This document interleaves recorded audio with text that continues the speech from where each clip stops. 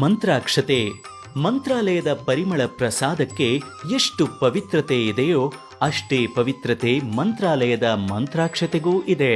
ಮಂತ್ರಾಕ್ಷತೆ ಎಂದರೆ ಅದು ಶುಭ ಸೂಚನೆ, ಶುಭ ಆಶೀರ್ವಾದ ಎಂದಾಗಿದ್ದು, ಅದರಲ್ಲೂ ಮಂತ್ರಾಲಯದ ಮಂತ್ರಾಕ್ಷತೆಗೆ ರಾಯರ ಆಶೀರ್ವಾದದ ಬಲವೂ ಇದೆ ಎಂಬುದು ಭಕ್ತಾದಿಗಳ ನಂಬಿಕೆಯಾಗಿದೆ.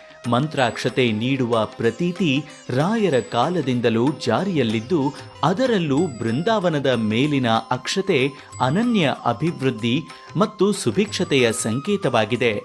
ಮಂತ್ರಾಕ್ಷತೆ ನಮ್ಮೊಂದಿಗಿದ್ದರೆ ಎಂತಹ ಕಠಿಣ ಸಮಸ್ಯೆಗಳಿಗೂ ಪರಿಹಾರ ಸಿಗುತ್ತದೆ ಎಂಬುದು ನಮ್ಮೆಲ್ಲರ ನಂಬಿಕೆ.